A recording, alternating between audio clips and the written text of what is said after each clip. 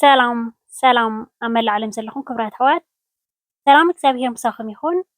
ናይ ሎም መዓልቲ ብሓንሳብ ኬድና ንሰርሖ እምበር ክትፈትውዎ ተስፋ እንዳገበርኩ ቅድሚ ናቕባለይ ግን እቶም ሓደሽ ዘለኹም ላይክ ሳብስክራይብ ኮመንት እንዳገበርኩም ናይ ቻነል ቤተሰብ ክትኮኑ ብክብሪ ዕድመኩም። እቶም ምሳይ ፀናሕኩም ከዓ ከም ቀደምኩም ምትብባዕኩም ኣይፈልየኒ።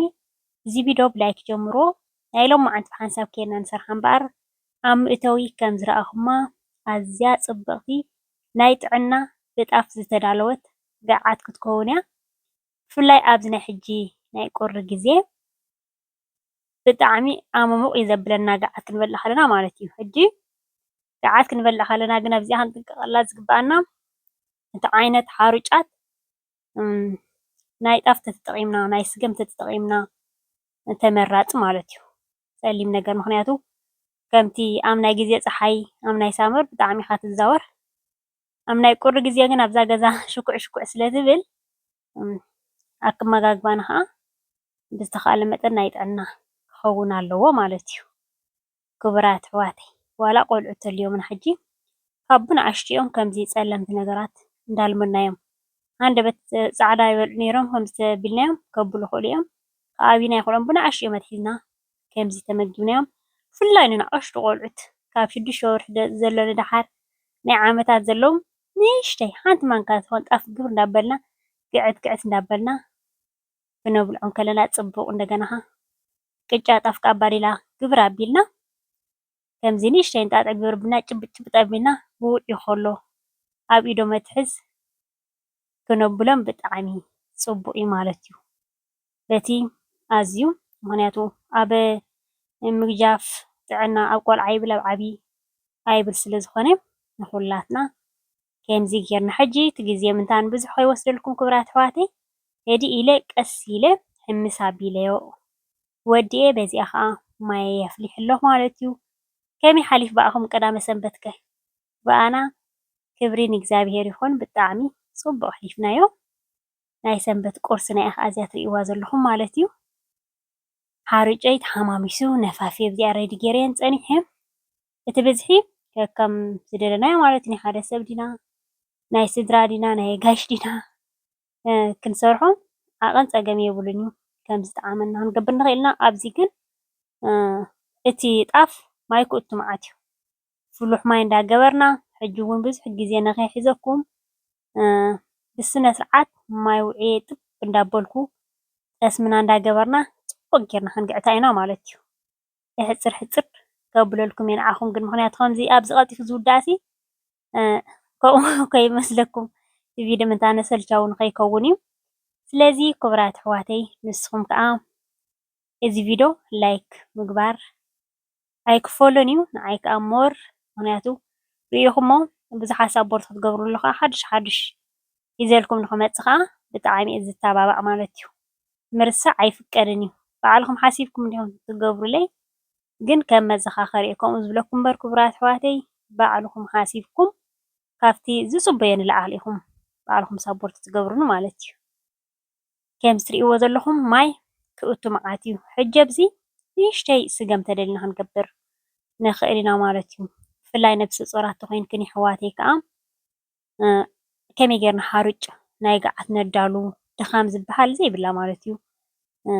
ቪድዮ ሰሪሐ ኣለኹ እንደገና ናይ ገዓት ሓሩጭ እውን 5 ዓይነት 6 ዓይነት ዘለዎ ዘዳለኽዎ እውን ኣሎ ማለት እዩ።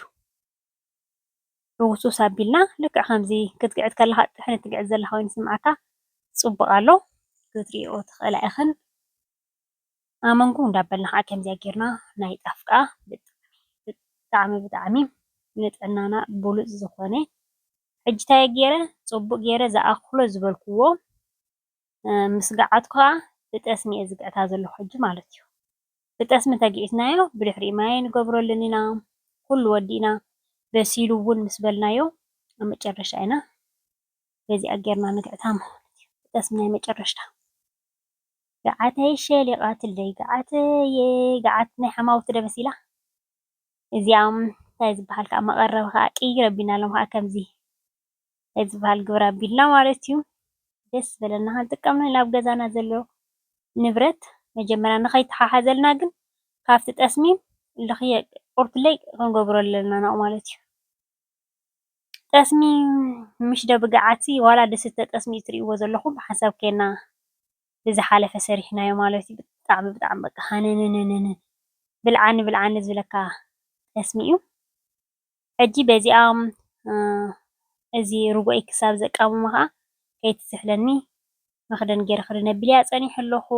ቁሩብ ፀሊም በርበረ፣ ቁሩብ ከዓ ፃዕዳ ሽጉርቲ ዝነቐፀ ፓውደር ከዓ ተጠቒመ ኣለኹ። ከምዚኣ ጌርና ተጠቃሚምናያ ኣብኣ ከላ ክንገብራን ብኸምዚን ብእውነት ብጣዕሚ በቃ ክጥዕም መዓት እዩ ዝኸውን ምስ ፃዕዳ ሽጉርቲ። በዛ ትርእይዋ ዘለኹም ከዓ ቡና ከዓ ናይ ስልጥቲ ኣፍሊሕ ኣለኹ ሰኽቲተይ ኣለኹ። ሰጋዓትና እዚኣ እንዳቀራረብና ንቀደም በሎማዓንቲ ሰጋዓተይ ከይጠዓምኩም ኣይትኸዱን ኢኹም ብኣካል ማለት እዩ። ብምርኣይ ጥራይ ዘይኮነሲ ሰኒ ወይ ከዓ ክትብልዎ ኣለኩም። ከምዚ ትርእይዎ ዘለኹም ቁርሲ ቡናና ቅርብርብርብ ኣቢልና እዚኣ ናይ ሃካያ ዶ ክንብላስ ዋላ ናይ ምንታይ ክንብላ ናይ ስልጥቲ ዶ ክንብላ እዛ ቡን እዚኣ ናይ ፍያካታት ቡን ትበሃል እዚኣ ክቡራት ኣሕዋተይ ኮፍ ኢልካ ብስነ ስርዓት ቀሊኻ ዘይኮነሲ ከምዚኣ ግብር ኣቢልና ቡናና ፈሊሓ ወረድ ንኽትፈላሕ ኣይትድንጉን እያ እዚኣ ትፈልጥዋ ኢኹም። ብጣዕሚ ኢኻ ናይ ጀበና ኢኻ እትጥዕም ክትፅብቕ መዓት እያ ኣፅሪ ኣቢሉ እዩ ዘውፅኦ። እንደገና ከዓ በቃ እቲ ናቱ ከዓ ልክ ከምዚ ኣብ ጀበና ዝፈልሕ እዩ ማለት እዩ። ሕጂ ጠስምና ክንገብረሉ ኢና መጀመርያ ዕርየ ምልእ ከየበልኩት ፍንጃል ገብረሉ እየ። ምክንያቱ በርበረ ዝገበርና ኣሎ ከምዚ ጨብረቕረቕ ኢልና ኩሉ ሕውስውስ ምናምን ከይብለና ብላዕሊ ሽዑ እንታይ ዝበሃል ከዓ ጠስሚ ክንገብረሉ ኢና በርበረ ምስ ገበርና ማለት እዩ። በርበረ ዋላ እንታይ ዝበሃል ጌርካዮ ብፍፅም ዘይመርር በርበረ ዋላ ብዙሕ ተገበርክዎ ብቐመም ዝሰኸረ እዩ ብጣዕሚ ፅቡቅ ዝኾነ። ሕጂ ብላዕሊ ከም ዝበልክኹም ገይረሉ ጠስሚ ከዓ ማለት እዩ። ሕጂ ካብዛ ዘቀመምናያ እንታይ ዝበሃልና ከዓ ክንገብር ኢና ርግኦ ወሰን ወሰና ግብር ኣቢልና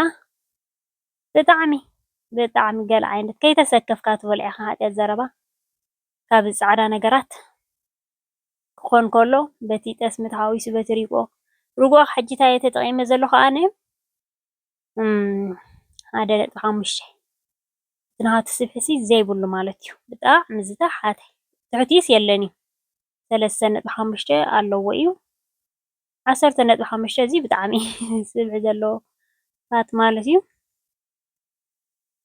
ኣነ ግን ምክንያቱ በቲ ገዓት እናበላዕና በቲ ካብ ጠስሚ በቲ ካብ ርግኦ ኩሉ ካብ ተኣሽሙ ዘሎ ዝኸውን ኩሉ ዝተመጣጠነ ክንገብሮ ከለና ፅቡቅ ማለት እዩ። እቶም ብጣዕሚ ቀጠንቲ ገለ እኮ ድሓን ማለትሲ ኣነ ብጣዕሚ ክቅንስ ስለ ዝደሊ ክረጉድ ገለ ስለ ዘይደልየ ብጣዕሚ ከምኡ እየ ዝጥቀም ማለት እዩ። ከምዚ ፀሊም ነገራት መርዓት ትመስል ፅቡቕቲ መርዓት ትመስል ገዓት ጣፍ ትርእይዋ ኣለኹም።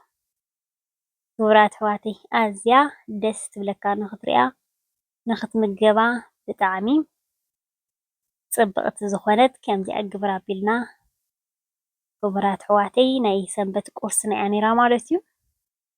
ስለዚ ንስኹም ከዓ ከምዚኣ ጌርኩም ፍትና ኣብልዋ። ብዝሓለፈ እውን ሰሪሐልኩም ነይረ ናይ ጣፍ ማለት እዩ። ብዙሓት ኣሕዋት ከምዚ ገዓት ኣብ ጣፍ ይኸውን ድዩ ገለ ትብላ ማለት እዩ። ዝበለፀ ኸማን ንሱ እዩ ካብ ዓድና ኣትሒዝና ኣዴታትና እንዳበላዕናዮ ዝዓበና እዩ ማለት እዩ። ብጣዕሚ ከዓ ንዓኻ እንታይ ዝበሃል ከየብለካ እንተዘይኮይኑ ንኽትምገቦን ንጥዕናናን ኣዝዩ ፅቡቅ እዩ። ቡናና ሪኢኹምማ ኢኹም ናይ ጀበና ዝፈላት ዓይኒ ደርሆ እንዲኹም ኢልኩማ ንዚኣ እውን ድሓን ንዚኣ ከዓ ባዕልኹም ወፁላ ፅብቕቲ ኩሉ ግዜ እቲ ቡን ክንቆሎ ከለና ቂሕ ዝበለ ተኾይኑ ከም ትርእይዎ ዘለኹም ከዓ ፅራይ ዝመስል ከዓ ይኾነልና ማለት እዩ። ሕጂ ፀሎትና ጌርና እግዚኣብሔር ኣምላኽ ኣብ መኣድና ዘይኮነ ኣብ ኩሉ ኣብ ዝሓለፍናዮ በቃ ኣብ ምእታውና ኣብ ምውፃእና ኣብ ሓዳርና ኣብ ደቅና ኣብ ገንዘብና እግዚኣብሔር ዝተባረኸ ይግበረልና። ንቐደም በሉ ክቡራት ኣሕዋተይ ስነ ስርዓት ገይረ ፀሎት ከዓ ገይረ ንዓኹም እቲ ቪድዮ ንከይነካኩም ተዘይኮይኑ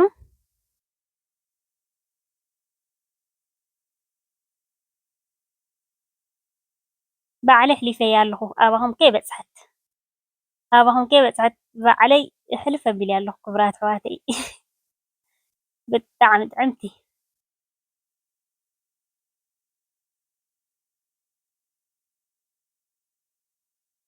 እንታይ ክወፆ ብጣዕሚ ጥዑም ዝኾነ ገዓት እዚ ብላዕ ኣቢልካ ቁሪ ዝበሃል የለን እዩ ማለት እዩ።